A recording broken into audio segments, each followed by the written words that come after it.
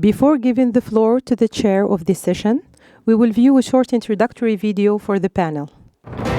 Unlocking Africa's domestic financial potential requires a multifaceted approach, including strengthening the banking sector and local financial markets to mobilize private savings for productive investments. Simultaneously, reforming public finance can play a pivotal role in expanding fiscal space and fostering an environment conducive to sustainable growth. Vigilant monitoring of tax fraud and illicit financial flows is essential to safeguarding revenue streams and ensuring transparency.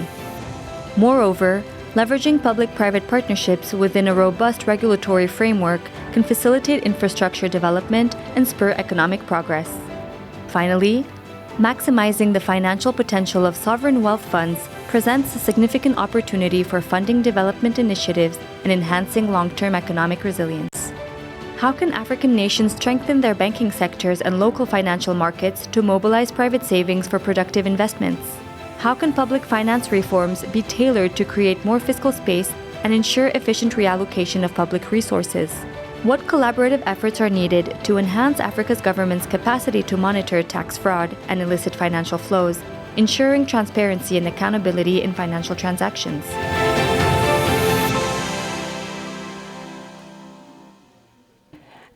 Abdelaaziz Aitali, the floor is yours. So thank you and welcome. I'm Abdelaziz Aitali, economist and head of the Economic Research Department at the Policy Center, the New South, and I'm really glad and honored to moderate this session on this very timely issue, which is related to the potential of tapping into domestic resources to fund development in Africa. So let me frame a little bit the topic. So as you know, Africa has been prone historically, and it's still the case, to financial distress with numerous episodes of instability, compromising its way to development. And most of those crises has been related to the over-reliance on external funding, especially foreign borrowing. It's also true that international investors, bilateral funders, and private equity in general has been reluctant to engage with Africa, and this has been said along these 2 days due to several reasons. Regulation, risk perceptions, and others. So Africa has been struggling actually to mobilize sustainable resources, and domestic ones can be considered as one of them. And it's even more relevant today, as Africa on one front should catch up when it comes to funding basic, I would say, infrastructure, roads, hospitals, and energy access, but at the same time fund the different transitions that we are going through, either energy transition or technological transition. So the challenge is actually huge and immense. But everyone is aware also that reforming the system at the domestic level is extremely difficult in order to move to this financial system which is optimal. As you know, in Africa, there are several constraints. For example, we know that our tax to GDP ratio is low by any standards. It hovers around 15%. The banking sector, according to some analysts, do not play the role that it should. When it does, it dedicates most or large share of its resources to funding the fiscal deficit. So there are risks of crowding out the private sector. And it is also known that the saving rates in Africa are quite low. So the challenges are immense, and at the same time, policymakers are in a very difficult position because they have to strike this delicate balance between optimizing the domestic resource mobilization without at the same time overburdening economic agents. We all know how unpopular some reforms are in our continent, especially when it comes to revisiting our tax policy. So the issues are extremely diverse and in some cases overlapping, but always, I would say, with the economic political dimension. This is why we have a diverse set of eminent experts to shed light on these issues. We have Mr. Tayo Aduloju, who is Chief Executive Officer at the Nigerian Economic Summit Group, that I welcome. Mr. Mamadou Biteye, who is Executive Secretary at the African Capacity Building Foundation. Mr. Idriss Abbassi, who is Professor at the Mohammed V University. Ms. Ngugi, who is Executive Director at the Kenyan Institute for Public Research and Analysis. And last but not least, Mr. Sampawende Tapsoba, who is Deputy Chief Economist at the African Export-Import Bank. For an extensive version of the biographies, please do not hesitate to check our app. And before giving the floor to our panelists, let me just ping our audience. I will ask you all to take your phones and give your thoughts on the role of the domestic financial resource. So if there is any case, to put it simply, for Africa actually to prioritize the domestic funding at the expense of the external funding within the context that we all know.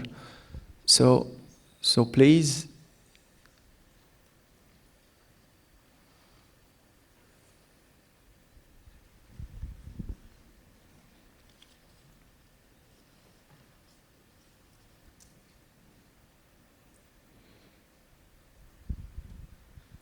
We have a kind of divided opinions on the topics.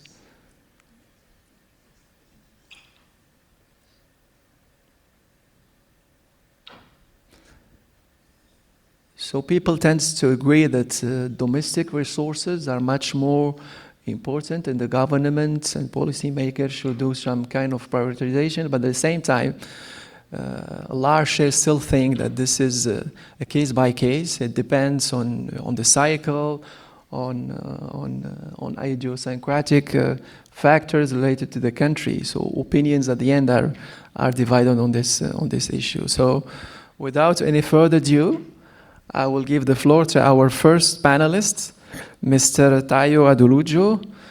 So Mr. Aduloju, the floor is yours.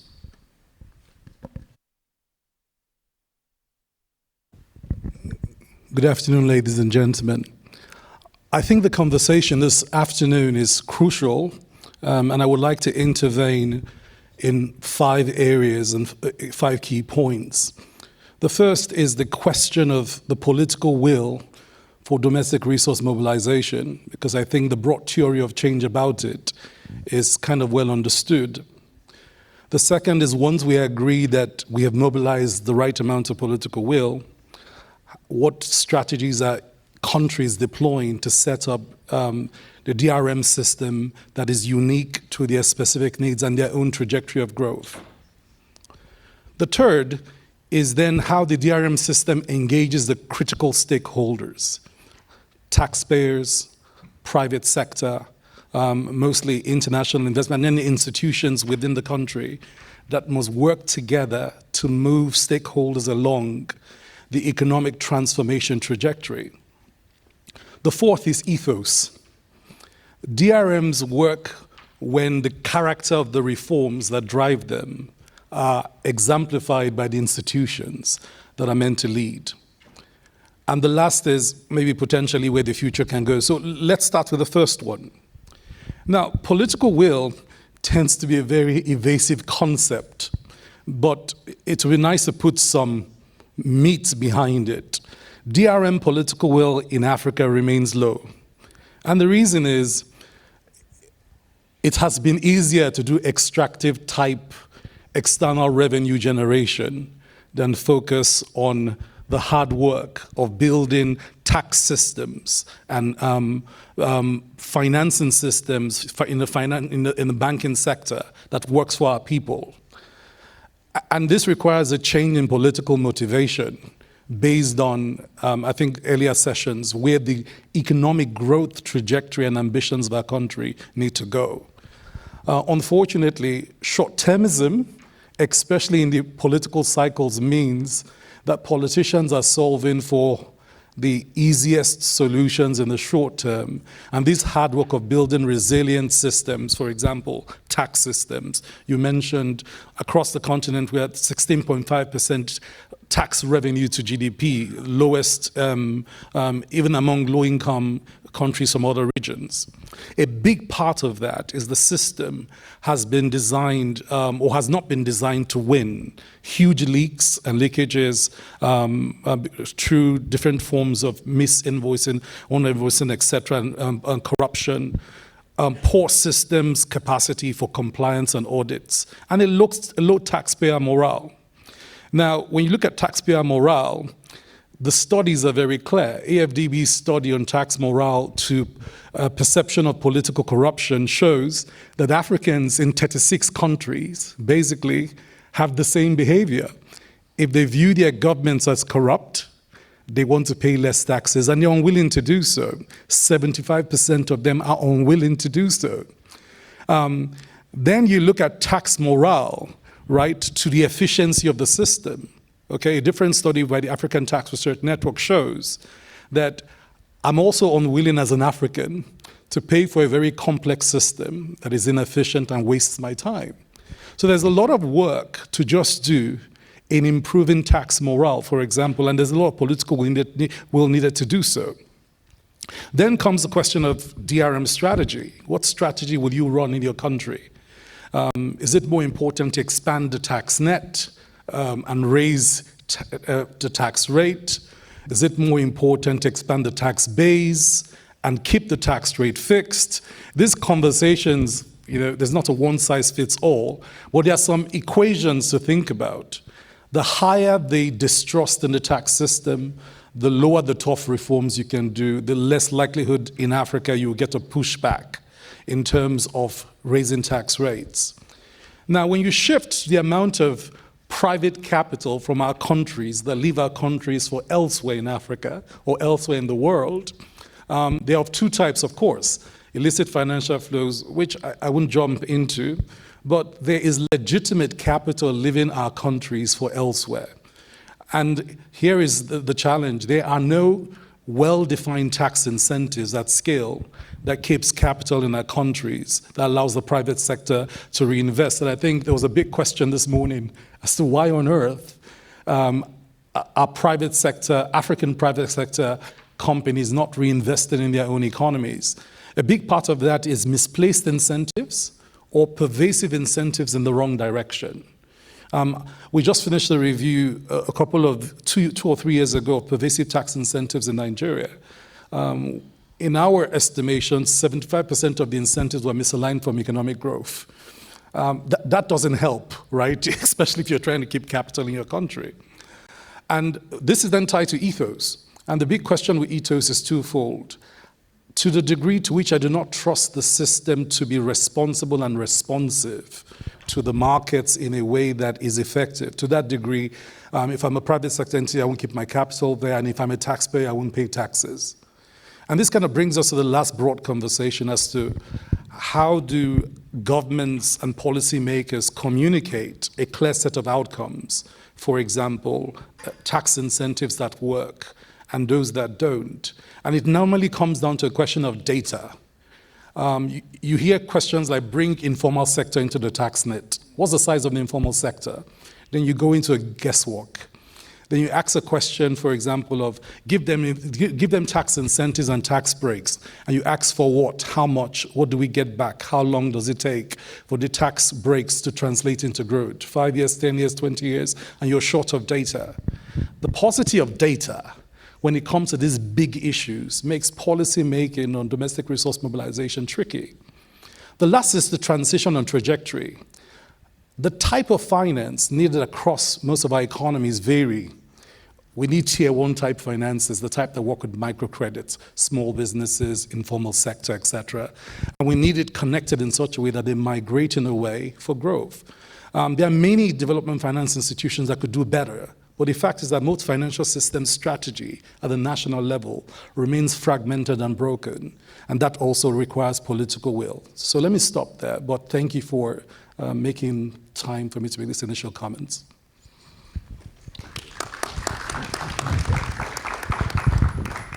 So thank you so much, Mr. Aduloju. So I'll keep in mind the issue of the political economy. We will move now to our next speaker, Mr. Mamadou Biteye, so the floor is yours. Okay, thank you very much. And first of all, thank you to the Policy Center of the New South for giving us, for the invitation for this very important forum, which has been extremely insightful since yesterday. We really appreciate the opportunity to contribute. On this question of mobilizing domestic resource mobilization, actually the previous speaker mentioned illicit financial flows, which I want to spend my minutes on, particularly looking at it from a capacity point of view as ACBF. And the reason being the significance of the issue. It's known that tax abuse and illicit financial flows actually cost a lot to countries, globally estimated between $100 and $600 billion annually. And for Africa alone, it is estimated to be $50 billion every year. And this issue is actually being intensifying and combining year after year. So research has shown that between 1970 and 2015, about $1.4 trillion have left the continent. And this surpasses the total aid received by Africa during the same period. Then you can see actually why this is important.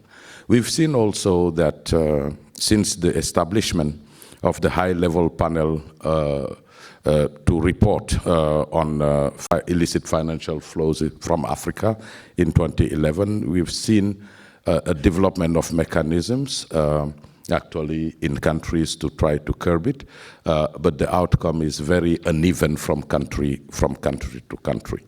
ACBF has conducted several research to try to understand this phenomenon and how to address it. So from the various studies that we have conducted, actually we find that weak international, regional, and national capacities impede these efforts to curb the IFFs. Through the country case studies that we have had, the lack of appropriate capacity to ensure the illicit financial outflows are curtailed is what we are seeing as cross-cutting. But it's important to understand the context of these capacity challenges. You can really put them into three categories. The first one being the soft and society level capacity challenges. For that, you can talk about the lack of demonstration of understanding of the development issues and the key role that the fiscal policy gaps play. But also you can look at lack of awareness and poor understanding of the importance of taxation and IFF's illicit financial flows. Societal norms, ethics, values, and practices conducive to combating these, but also weak operational capacities. Corruption also at the top of government officials is one of the challenges. Second bucket, you can look at the institutional and regulatory capacity. So the difficulty to design, implement, and monitor and evaluate policy regulations that curb these IFFs is one of the examples. Weak organization and appropriate legal regulatory frameworks. But also the third bucket you can look at is the human capacity. So really limited skills where actually we need more formation of specialists, skilled experts, including lawyers, accountants, experts, tax experts, law enforcement, etc. So there is a lot that we can do there. So you will see that then really what could be done to reinforce the monitoring and evaluation of that and trying to curb that would take different levels. One is at the domestic level, where we think that strengthening of institutional capacities is extremely, extremely important. So what is cross-cutting is particularly the capacities of institutions in charge of monitoring that, the revenue administration, the oversight institutions, the judiciary, and a holistic approach we believe should be undertaken across these institutions and many other actors in the PFM system and others actually to address that. So we need also change and transformative capacities because many policies actually enacted, but in their implementation and the coordination at different level also is changing, putting that change in place, particularly mindset change, is also another area where there is an opportunity to act. There is something that we call composite capacity, which is really around strategic planning, critical strategic thinking, results-based management, and process facilitation, organizational skills, which seem to be basic, but extremely important, and actually where we see also some of those challenges. And the technical and sector-specific skills as well. And finally, I think that robust legislative and regulatory frameworks are extremely also important. This morning there was the previous panel, we talked about really the weakness of regulatory capacity to protect capital. That is also something that is extremely important. And to address that, for instance, ACBF in partnership with others actually has instituted the African School of Regulation, which is really around building that capacity to do that. Interagency collaboration is also one of the challenges where individual institutions devising new approaches and facilitating illicit financial flows. So collaboration between those institutions actually is not always where it should be, and there is an opportunity to do that. And finally, transparency, which is key, which needs to be actually enhanced through better reporting and accountability. So we believe that it's a huge lost opportunity in that, and perhaps some of these changes that we are talking about can help harness that. Thank you.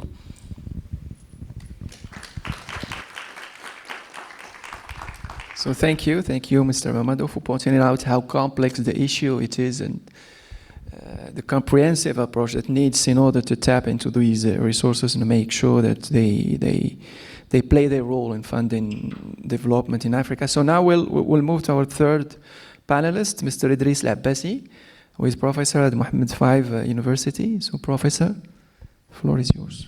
Thank you, Mr. President, ladies and gentlemen, dear colleagues and friends.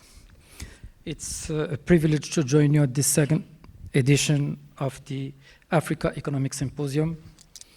And I'm glad to participate and to be with you today in today's discussion about how to unlock domestic financial potential, which is, without a doubt, a topic of critical importance as we seek to foster Africa's economic transformation through innovative financing. As such, my short presentation, and hopefully the discussion that will ensue, tries to address three different avenues of research and/or recommendations looking to help towards unlocking Africa's domestic financial potential. I have done this sticking to the concept note that we have received from the organizers. This morning I have attended a session that dealt with development finance, and there are some interrelated issues that have already been discussed in this parallel session. I'll go back to it in a few seconds. Let me start with the context and the challenges that are important to be discussing with regard to this topic. I mean, and it's no surprise to anyone here, that African economies are navigating right now a complex macroeconomic landscape characterized by persistent inflation, rising debt levels, limited access to financial markets, inequalities, tax fraud, illicit financial outflows, and heightened geopolitical tensions, which are important in this. These factors collectively constrain policy options and demand innovative fiscal strategies. Alongside these macroeconomic challenges, there is an urgent need to address the financial resource gap essential to meeting the continent's diverse development needs. African countries will have to carry out substantial investments in physical infrastructure, education, healthcare, and so on. And in the context of squeezed and stretched public finance, success will depend crucially on their ability to mobilize local, more financing. Public resources are limited compared to the scale of the development needs. Let me just give, with regard to this context and challenges, some quick numbers to illustrate Africa's needs in terms of financing. Some studies that have been done, Gaspar in 2019, and the same study has been done after the COVID-19 also. On an annual basis, and on average, Africa needs, only in the sub-Saharan region, around $3 trillion on an annual basis. On average also, in the sub-Saharan region, additional expenditure, I'm talking about additional expenditures, would account on average for 20% of GDP. So we have to search for 20% more public financing. In fact, there are two ways, as you all know, to seek those funds: international financing or domestic financing. However, and as we have been discussed, yesterday and today, resorting to international finance entails a number of risks. Basically, the burden of debt, high exchange risks, and perhaps, and most importantly, geopolitical implications it bears for those countries. Which means that the responsibility to generate additional resources for development lies first with African countries themselves. And as such, the session that we are dealing with deals with domestic financing. The concept notes that we have received has outlined a number of issues that we need to be discussing. And in the introduction that has been made by Mr. the President, Aitali, he has also outlined a number of questions that were raised. And they have suggested to us that we discuss these from the standpoint of actionable suggestions or key points. So there are three actionable recommendations with regard to this picture that I have given right now. I would like to suggest three avenues. One, strengthening the banking sector and local/regional financial markets. This is the first, maybe, solution to what we need. Why is this? We know that domestic financial markets, including stock markets in the regions that we are in, are small, underdeveloped. They are dominated by maybe 1, 2, 3 stock markets that account for more than 90%, the South African one, Egyptian one a little bit. Liquidity is low, and small trading sizes are common, far smaller than many funds' minimum trading size, which is a limiting constraint for many investors looking for alternative markets to invest. This is one of the issues that needs to be raised. Failure, and it has been discussed by my colleagues, to enforce legal and regulatory rights of shareholders can also compound the risk of existing, I'm talking about these markets. So despite some of improvements over the last years, we still have challenging efforts to have with regard to regulatory and legal frameworks. The second issue with regard to strengthening the banking sector and local and regional financial markets. We know that we have very small abilities to mobilize savings. And one of the issues that may help us mobilize a little bit savings and channel it to productive and so on sectors, we are talking about remittances. A lot of studies, they have found that remittances, they have positive effects on development outcomes. We know also that these are external funds. However, the issue that we have is how can we channel these funds to enhance and contribute to the financial sector. I am trying to find out how can we use these funds to help the banking sector to develop. Some studies, the one that has been done in 2017, have shown, the OECD and the World Bank have shown that the potential may be limited, but we can increase the multiplier of this if we can channel them by the banking and the financial sector.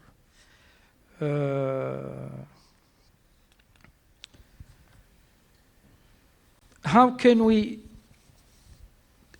help develop this first issue? Maybe one of the issues is the fintechs. Maybe we can develop, and we know that the fintech sector has been developed in this region very rapidly. However, access to financial services, they may have increased rapidly, but only on one issue, which is payments. How can we use fintechs to access to other banking and financial services? This is maybe a point that needs to be developed in the region where we are. Fintech innovations provide significant opportunities for private finance. The market also for sustainable finance also offers new opportunities for investors. Let me just maybe briefly conclude if you will. Yeah. Okay. Very briefly, the second, actionable is how we need to be implementing comprehensive public finance reforms. It's one of the issues. We need to be raising tax revenues and so on. But this one here, we have discussed it earlier on apartheid, that most likely one of the issues is that we have to enhance fiscal discipline through improved budget management, expenditure control, and strategic allocation of public resources. This is how to create fiscal space. And the last but not least, one of the instruments that needs to be developed is how do we leverage PPP, public-private partnerships. This could be an issue that could help a little bit increase resources for finance. Thank you. So thank you, Professor. So the banking system remains at the core of the financial system. So we'll move to our next panelist, so Ms. Rose Ngugi. So the floor is yours. Yeah, thanks very much, moderator. And first is to thank the Policy Center for inviting us to participate in the second symposium. Going to the topic that we are looking at, that is domestic resource mobilization, unlocking the potential. I'm going to focus on two key units that really contribute to in the financial mobilization process. And one of them is actually the household, and the second one are the production units. Households are expected to do two things. One is to pay taxes, so there's a fiscal element. And secondly is also to save, which means that you have private saving. And the basis through which they are able to accomplish the two roles is through their income. which means that if households' income is not enough, or if household income is unstable, it means that it will affect the way they are going to contribute to the tax process, as well as in savings.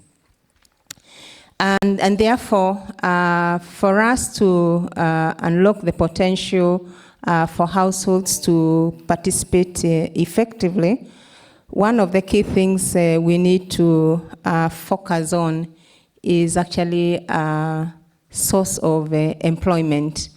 At the household level, it's important that we focus on decent works or decent jobs such that they earn adequate resources that they can save, and also they can spend and be able to pay their taxes. The second element to focus on the household is the fact that there is a demographic dynamic. It is at the household level that we have the youth. It is also at the household level that we talk about the dependency ratio. So for the youth, and if you lose the life cycle hypothesis, the expectation is that youth are more productive at a certain stage, and they have really to work very hard so that they can save even to smoothen their future consumption. In most cases, we'll find that the youth are not necessarily engaged in very productive activities. If I give the example from my country, the informal sector is very huge.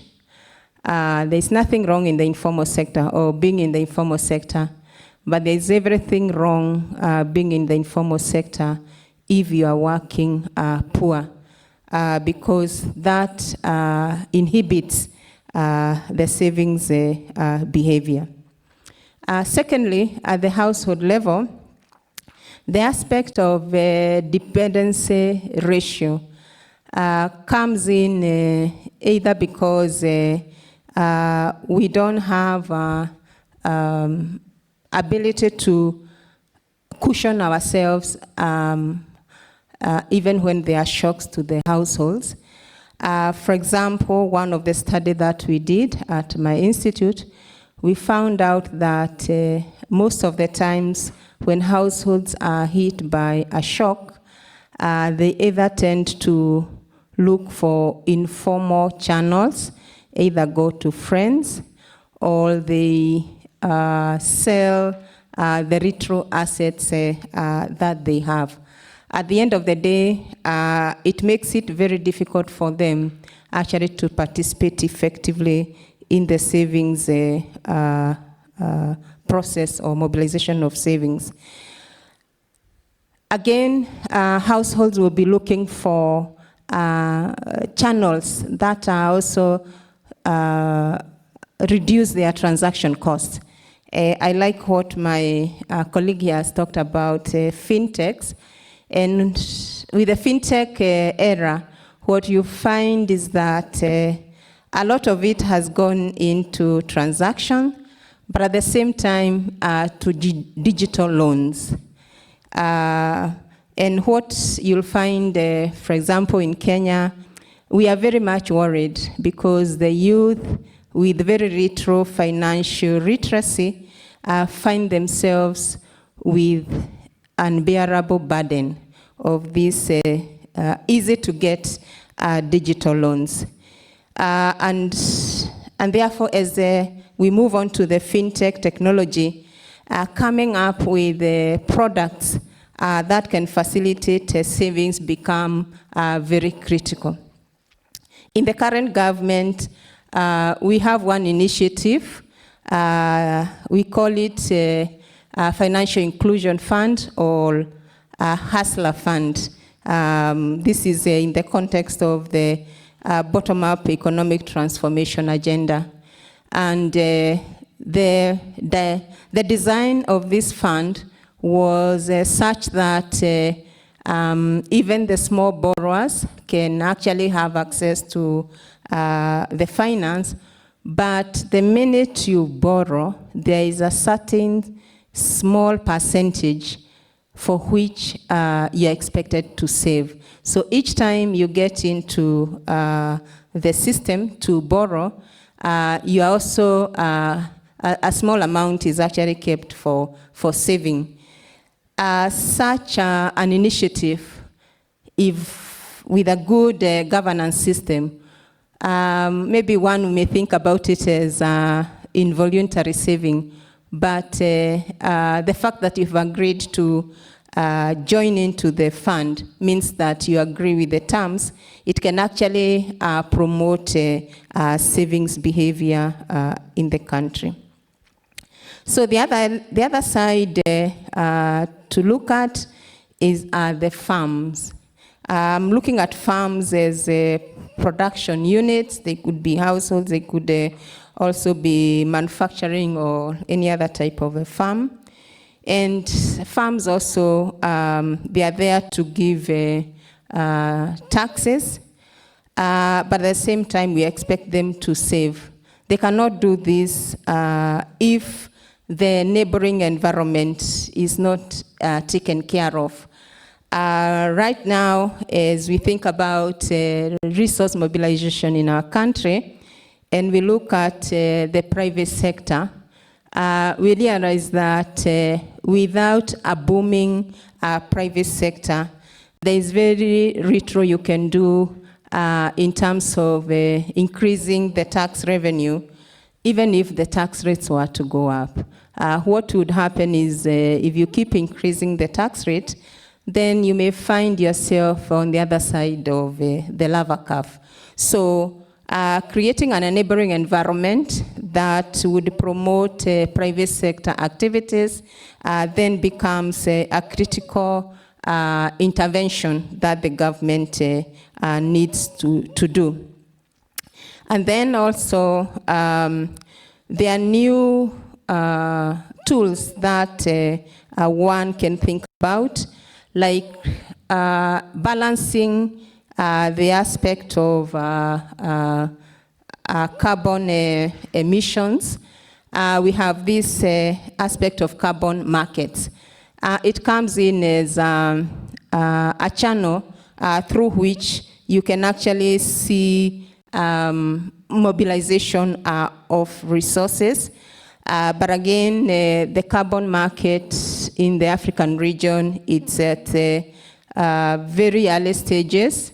We are still doing a lot of voluntary transactions.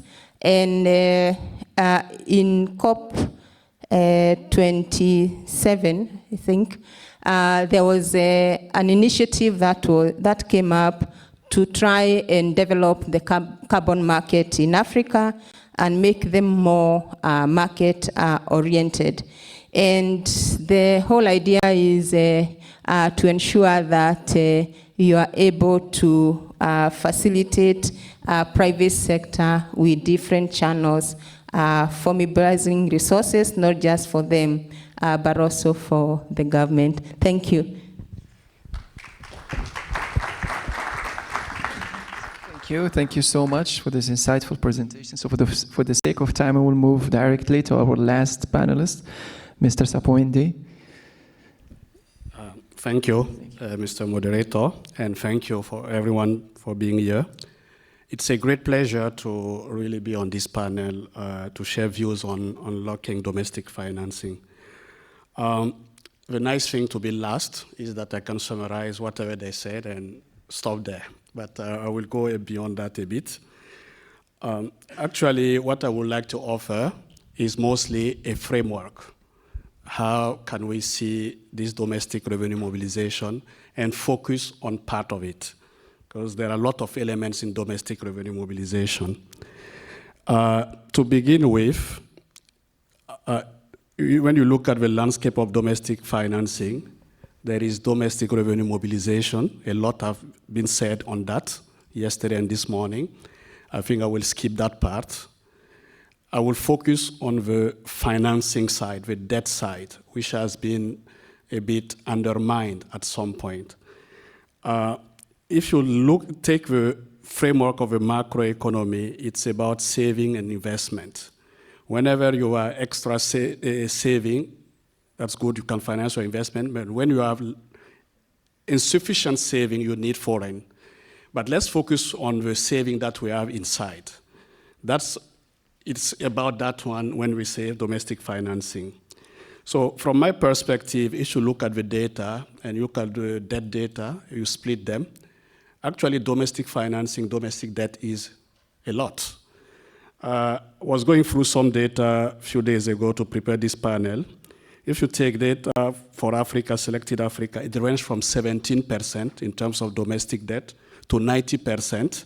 17% is in Madagascar. And when you look at South Africa, you are 90% of domestic debt. So actually, there is a problem of quantity, and there is a problem of pricing as well. So if you focus on the quantity, I would say domestic financing is there. True, we are not saving enough, but the few that we are saving can finance development. How do you attract this? This is a way also to think about the strategy. Second element is the pricing side. When you look at by default, domestic financing is more costly than external financing. So how you de-risk, how you bring the price down, the cost down, this is also part of a strategy. Having said that, how can we frame the strategy? From my perspective, the sovereign has to do its part, but also we need to think about private sectors as well. What do I mean when I say sovereign has to do its part? The public sector has public saving. They have to create fiscal space. This is what all of the colleagues are talking about. If you are fiscally disciplined, you are able to raise DRM, which is not easy. You are able to finance some of your development. That's number one. The way you manage your debt as well. You know, the sad thing is that when you look at the profile of some debt in African countries, some countries are paying almost half of their revenue to just service the debt. What is left for social, for developmental needs? That's a problem as well. So the way you found it is an issue. Expenditure, I truly believe that DRM and expenditure nexus, sometimes people focus on how to raise taxes, but you need to show how to spend better. Maybe this will reverse the question. So I'm always interested in seeing the causality between spending and revenue. How is it going in developing countries? What do we need to do to raise more taxes? Illicit flows, I think my colleagues Biteye has covered that as well. Fiscal dominance, this has been covered yesterday. This is the temptation, the easy way for African countries to just go for fiscal dominance, ask the central bank to finance. When you do so, you end up with inflation, pressure on your currency. Another element that the public sector, most of our economies are public sector-led economy. We need to switch the model to be private sector-led. This has not happened yet. But let's focus on the public sector. What is missing is that sometimes public sector is crowding out private sector as well. So this is an issue we need to think of. So that's the way I see the broad line of reform that we need to embark on. It's a high-level proposal. Maybe we need to go in the details to come up with specifics. But I think it starts there to have a frame. The second frame is how you bring private sector on board. If your fiscal is sound and fixed, usually private sector takes the lead. That's the first thing. But nevertheless, if you want to have a strategy to channel private investment towards development, there are a few things to put on the ground. My colleagues mentioned financial development at large, right? So financial development, you have banking sector. How do you make it more lending-oriented, not just taking deposit and sit with it? How do you make it happen? The second element is the local financial market. If you look at our insurance market, pension fund, and so on, sometimes money is sitting there, but money is not invested. They prefer to go for government paper, which is safe and so on. But not public sector is doing everything in terms of development. So we need really financial development of local market. I think also we do need to think about innovative solutions. What do I mean by that? Let's look at the pension fund. I was looking at the number for the continent. 206 billion is floating around there. How do we channel this to domestic African infrastructure, African productive assets, instead of putting this into safe havens at a low rate? This is another way to think about it. Central bank foreign currency reserves. There is a debate. How do you use part of it to fund your domestic economy? This one we need to be a bit careful to not create problem with our reserves, right? Because if you take your reserve, you put it in the economy, the likelihood is that you have inflation and pressure on your currency. So, but there is a merit to think about it as well. This is a debate going on. Sovereign wealth fund. We have a couple of countries that have sovereign wealth fund. Instead of going outside always, it might be relevant to look at the domestic element as well. Final, I think my colleagues mentioned the private PPPs. Well, it's a fashion thing, but is it really kicking in? Do we really maximize it? So we all know the solution. Maybe we need to rethink how to bring it and swim. I would like to focus on two last points. Really, I think it's important, is the issuances in terms of local currency bond markets. This is a trend, and this is really important, I think, because it allows you to, you are talking about debt crisis, forex exposure, and so on. When you issue local currency, you are able to mobilize domestic fund, right? But at the same time, you protect yourself against exchange rate risks.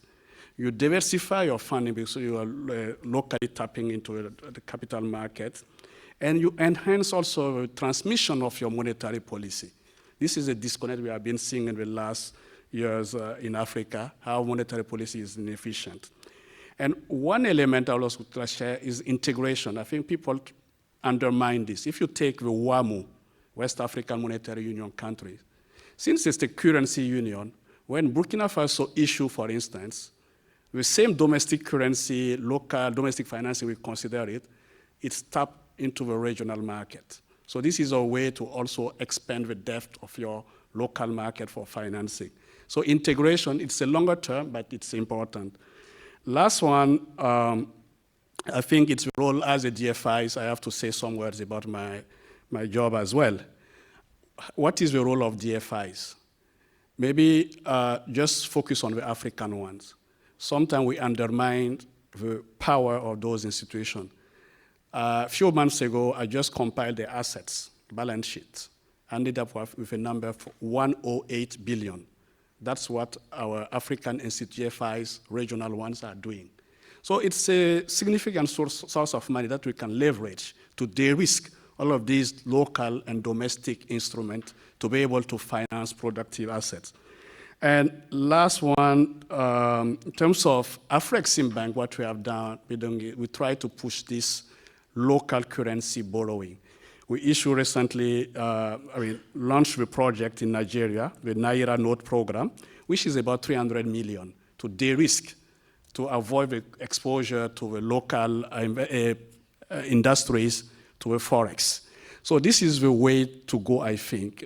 Since we have a balance sheet at 108, we can leverage it to fail. So to summarize, my views is that we have all the ingredients in place. We all know the solution. I think where we don't realize that we don't have a comprehensive approach to get this down, to coordinate it. So that's what I'm trying to propose here. Take a high level. How do we put the pieces together so we have a right direction? So if you take the analytical framework, it's all about saving. It's all about expenditure. So how do you finance those? You need to think about DRM. A lot has been said on that. You need to think about domestic financing. How do you bring it on the ground? It boils down to public and private sector as well. So I think if you have a framework like this, you can put on the ground a sound strategy. Thank you very much. So thank you, Mr. Tapsoba, with this analytical framework that actually connects what has been said by Mr. Aduloju, which is the political will.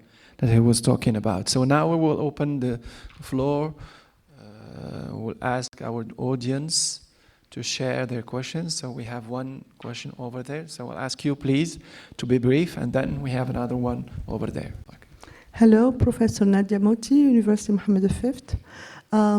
Sometimes it's very difficult to talk about how to unlock this domestic financial potential, knowing that high-level debt are like the main issue and main challenges African economies are facing.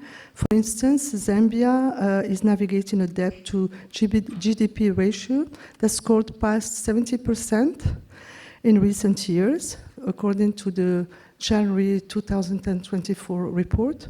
So aren't there like main challenges for really thinking about domestic finances if we cannot just take care of all our debt? Thank you.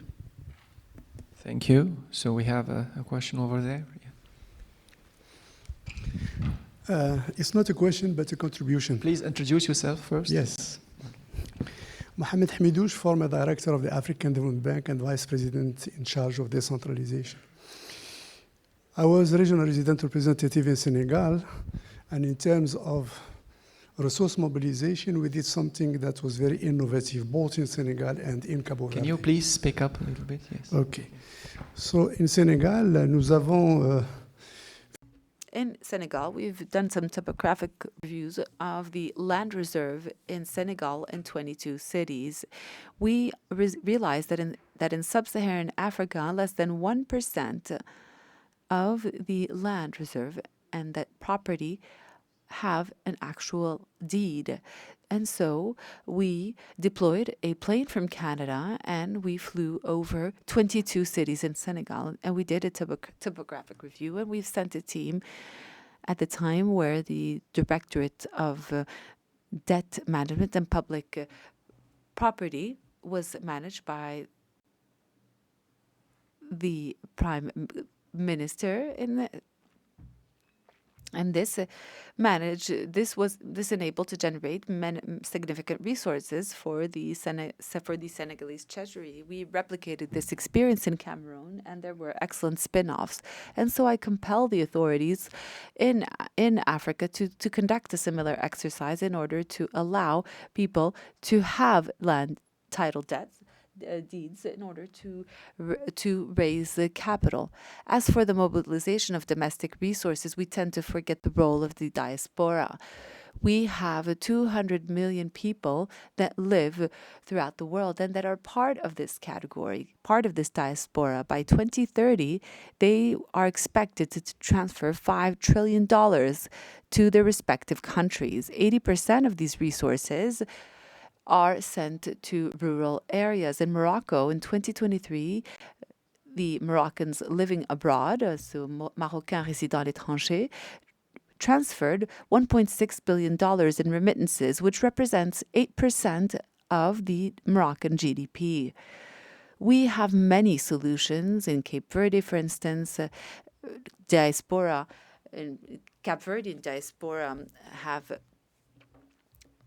the remittances represent 900% of the public aid to development. Which means that the first fundraisers or donors are the Africans and not FDIs.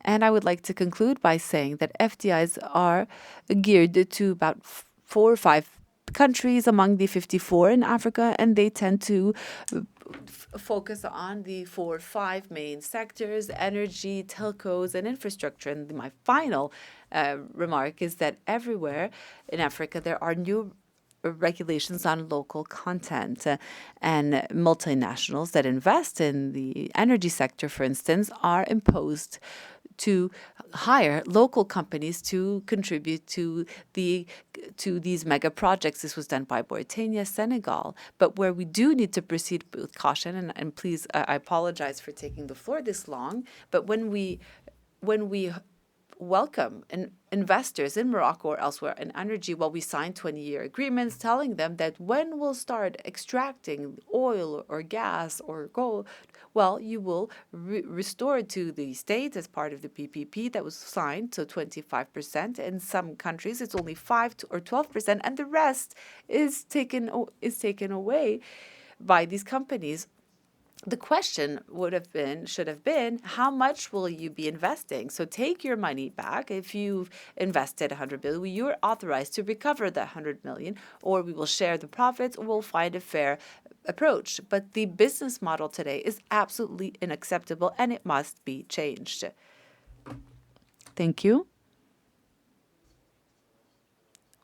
We have another question. To the panelists to react and answer the questions. So go ahead. Hello. Just introduce yourself and then. Yes, I'm François Bourguignon. I would like to piggyback on the previous intervention and also to allude to some points made by the speakers. The issue is the migrant remittances. I mean, the view, and it was expressed in the quiz that we had in the morning, the view that migrant remittances can be considered as development finance seems to me completely wrong. Migrant remittances are essentially a personal income of the family of the migrants or the migrants themselves. Now, you cannot decide about the way in which that income will be used. Now, the big advantage of remittances is over domestic income is the fact that these are foreign currency. And because of that, of course, at the macro level, some use can be made of this advantage. But to consider that there is a difference between remittances and domestic income in terms of saving, for example, I think it is wrong. One of the speakers mentioned the systems, the programs, which are meant to increase the savings by private households in an African country. This applies in the same way to migrants. So I think that it is quite important to make sure that we are not considering that all what the migrants can send back home can be used as at once. Thank you for this comment. So maybe now we'll give the floor to our panelists to react. So I'll ask you to be brief, please, 2 to 3 minutes each. Thank you so much for your comments.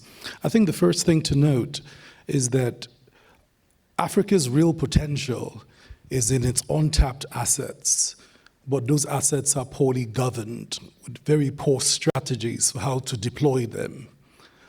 A lot of that really needs creative thinking at home first on what is on the country's asset lists or register and what strategies will be deployed. And you can have a conversation then about whether it's full privatization, concessions, and the structure of that, and make it fit for purpose for your country. And how much of that will be future equity or debt. We can have these conversations about structure, but I think as countries, we need to be smart about looking at our national assets and make them sweat a bit more. For example, we have in Nigeria, for example, an oil company that for basically one of our biggest assets that could actually do more in terms of just generating revenue is doing much less because of course, poor governance. So across board, with government-owned enterprises that could contribute to this local domestic resource mobilization, we need to think about how efficient these institutions are. How much of them should be kept as government-owned? How much should go into proper processes of privatization, commercialization, concession in models that allow public-private investments within the national environment to scale? Now, when you move to how we manage the revenues from those assets, we'll go to the point made about sovereign wealth. Sovereign wealth mobilization, even in high growth, high revenue scenarios have been very poor. Again, a good example is Nigeria. At one point, we had $60 billion in excess crude accounts. Of that, what went to sovereign wealth was about $2 billion. Now, you have to have the political will to behave differently, both in terms of what you generated revenue and how much of that you put in sovereign wealth. So these things are connected, but they come back to this big conversation about, is there a clear strategy for how the country will fire its assets, manage its revenues, and deploy that within a financial system that works? And I think those are very country-level conversations that need to be tackled within an analytic framework where the financial system works for the markets and the households within specific countries. Thank you. Thank you. So, Mr. Biteye, if you have any comments? Yes. One that I want to really touch on is the issue of debt and debt payment. If you look at many countries, African countries' budgets, you will find that a very important part goes to servicing debt. We pay a lot of attention on that, but there is one other debt which I think plays a very important role in domestic resource mobilization. It's the internal debt, the debt to local companies. In many countries, payments is very delayed, the debt is very high, sometimes taking a year or more to be paid, limiting the capacity of local private sector actually to create more wealth and pay taxes.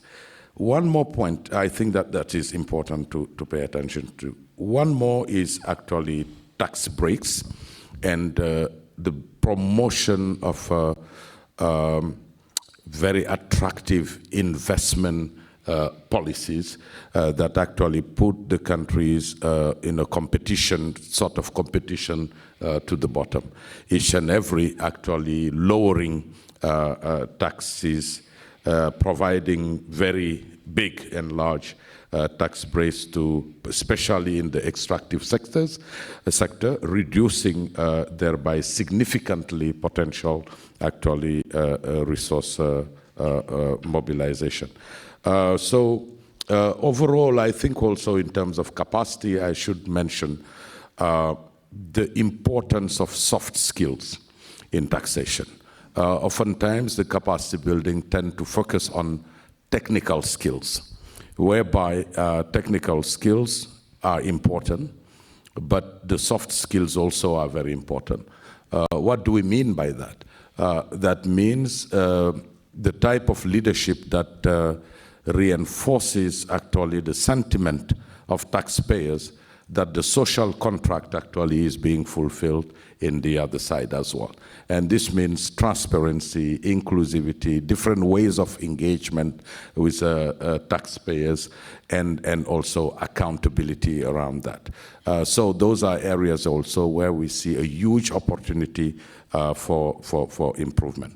So those are a few remarks that I wanted to add to this. Thank you. Mr. Abbassi, if you have anything to add on this. Just a very small comment on the two questions or comments that have been made. Let me start with the comments that has been made by Professor Bourguignon. The issue that was raised with regard to remittances is not that we need to be using them for specific investment issues. What we are trying to say is it possible that we can channel these remittances through the financial and the banking sector, and then for the banking sector to do the job? And through incentives. I mean, I'm talking about, is it a way that we can use some incentives, some kind of tax incentives or whatever incentives, to be channeled these remittances, which are important with regard to our GDP or the financial system, through the system. That's all. Instead of being, which now we are having it in Morocco and in other countries, it's peer-to-peer. I mean, it's from hand to hand, cash. This is what I was trying to say. With regard to the question raised by my colleague Madame Mote. I think the Zambian case. In the literature, I mean, what we have read about, I mean, it's a combination of problems. It starts from question of management. Before being an economic problem, it became an economic problem. I'm talking about inflation, the drop of the exchange rate. I mean, money wasn't valued. Then we had to change to another set of, and this is maybe the source of the problem. But the issue is maybe, in my opinion, is a political and governance issue before it is economic problem. Yes. Thank you, Professor. So, Ms. Ngugi. Thank you. Just three things. One is also to say that we have quite a lot of savings that are in what you would term as informal sector. We have women groups, we have various circles that do not necessarily find the savings in the formal or banking sector, and in some situations we don't take care of them. In addition, traditionally, you'll also find that there are savings that are done in kind, and maybe it's high time we also asked ourselves whether we have adequate data that helps us to measure the level of saving. Secondly, I want to touch on, we've talked about the tax revenue, but we also know that there is what we call appropriation in aid, the A&A in government. And one way, for example, we've seen happening in Kenya is automating the process of collection through a platform, so that the government is able to gauge the amount of money, and therefore it can be taken into account when one is pulling together the resources that the government has managed to mobilize. Automation process. And then finally, I know I had talked about the informal sector where majority of the youth are, but one of the critical things that we need to look at is enhancing productivity, because with enhanced productivity, whether in agriculture or in manufacturing, it's going to enhance the base from which we expect the savings as well as the tax revenue to be generated. Thank you. Thank you so much. So, Mr. Tapsoba. Thanks. Maybe I will take on the order of questions and try to be brief. On the Zambia case, what I can say, I think the challenge is even difficult when it is domestic debt. You know, right now we are talking about crisis, debt crisis and so, but it's about foreign debt. It's easy to default to outside people. But when you default to your own people, the crippling effect is even worse. So bottom line for me is that we need to have the same discipline in terms of debt management, both sides, right? And when you look at Zambia case, they moved from domestic debt in 2010, about 10%. In 2022, it was 40% of debt. So it's same in Ghana and so on. So it's becoming critical, this issue of debt, especially when we face our own people and to avoid a crippling effect. I will switch quickly to French, because my friend from AFDB said some words in French on property tax. I'm really sensitive to that, so I would like to say some words to that. En fait, la taxe sur la propriété. So as far as the property tax, we need to proceed with caution with regards to the mapping, the country's mapping, to identify all of the property deeds where the properties that need to be taxed are those that generate revenue, for instance, those that lease their property, because in Africa, most people that live in these homes are just trying to get by. For instance, I was a representative. If you were a representative, you were based in Senegal, and I was actually a representative of the IMF in Togo for a similar exercise. And we very quickly realized that there was a social issue that would happen, that would cause a social uprising if we were to tax everyone. And so we rather chose to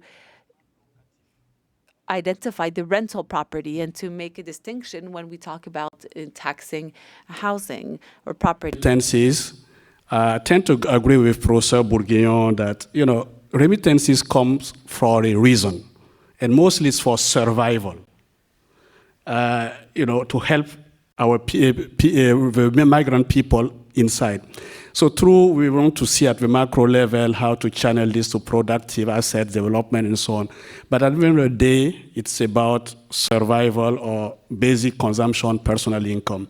The way we, as a macroeconomist, I would like to see it is the macro effect. When you look at the high level side, the countryside, true, it's a source of forex for the central bank, for instance. True, it helps when it is channeled through the banking system, the financial sector to have financial development. True, it helps on the fiscal side because if you have an extra income to help you survive, your willingness to pay taxes is better than when you don't have anything. So those are the way I would like to see remittances in macro, or rather than, I know the literature, I even wrote papers on that. That's the way people like to see it.